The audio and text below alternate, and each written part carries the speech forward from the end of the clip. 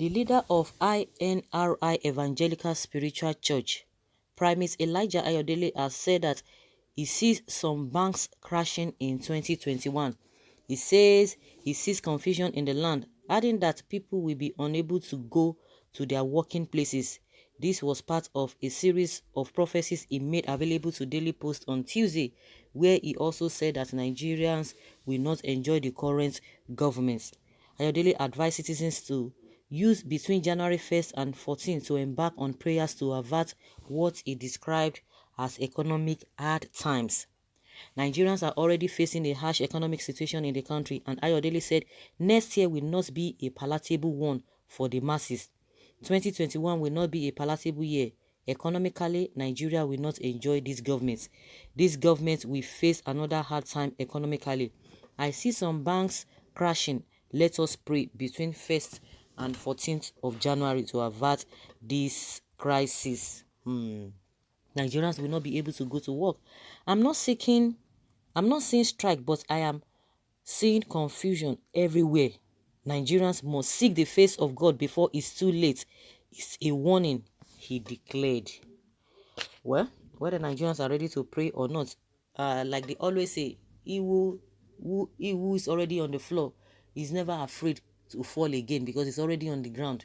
So these are the things even Buhari himself, anytime if he goes there to present a budget, he's always saying, oh, even Buhari himself, maybe whether he has prophesied it or what, or not, he said that Nigeria should brace up for the hard times that will be coming. He always says it. So I don't think Nigerians will be too bothered again because of what they've been experiencing before, since the inception of this government. Sir, thank you for the revelation, but some of us under freedom of speech is saying if no restructuring, Nigeria should be divided. We are suffering because of the forced marriage between us. It's time for us to spell out the union or split. Can anyone tell me five good things, just to mention but few, of which he or she is enjoying as a Nigerian? Okay? Whether some people will say, yes, they are enjoying. The five good things we are enjoying as a United States of Nigeria are nepotism, government of the Fulanis for the Fulanis. 2, corruption, government of share the loot among the politicians and make the masses poor. Last week, the House of Representatives House Committee on Budget discovered a Fulani lady born in the year 1996 whose letter of employment dates 1992, meaning that she has been working for 4 years before her natural birth. Nigeria, we hate thee. And the third thing we are enjoying under this administration is insecurity. Government sponsored terror groups as means of siphoning the nation's treasury dry and taking our own citizens' life. Bad governance is the fourth one. And the fifth one is a official brutality. Okay. Better than your entire course generations. Okay, this one is saying that what they are enjoying, this, like, some people have purported in their hearts that suffering is their logo, is their watchword. So if you know that you don't belong to that category, there's no need to even be listening to such people. Are you not a prophet? Okay, somebody's coming for the prophet now to pray to God to avert it.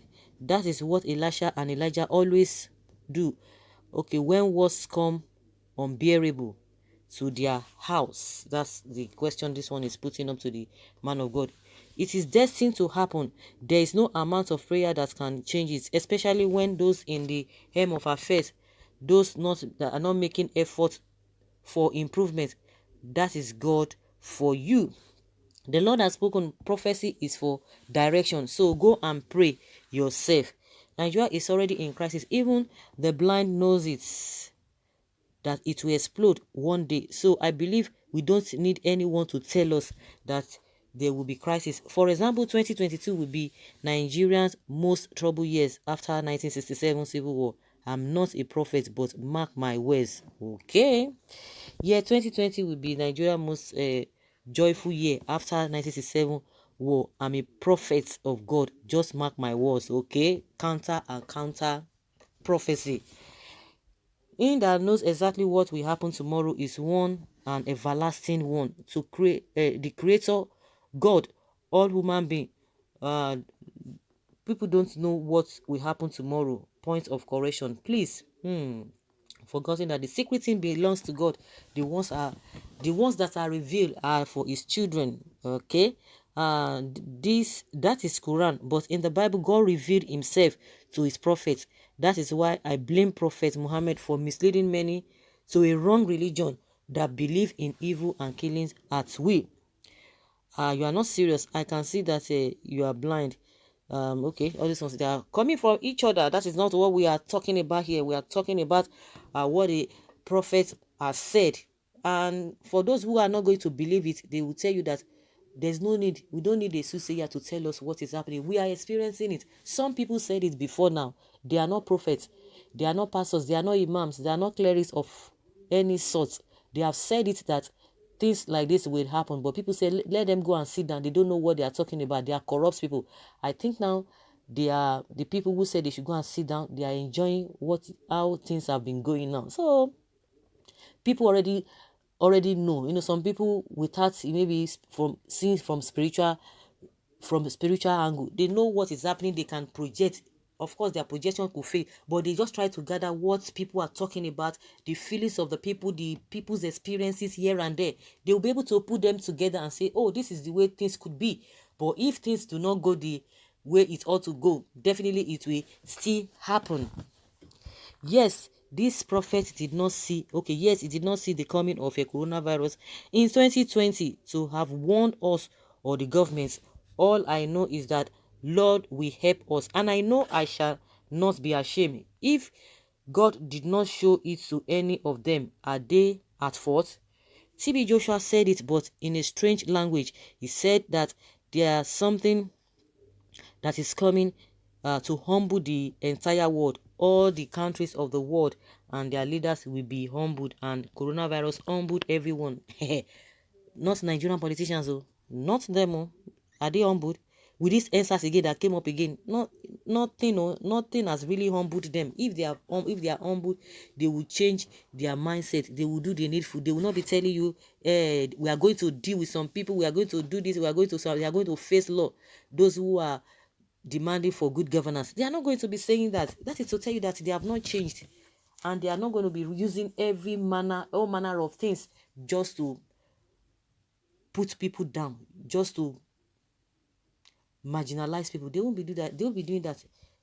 What will be coming out from their mouth too, we suggest that yes, these people, they realize their mistake. But when they tell you that oh, for the fact that we accepted it is not a sign of weakness, what do you understand? What do you mean by that?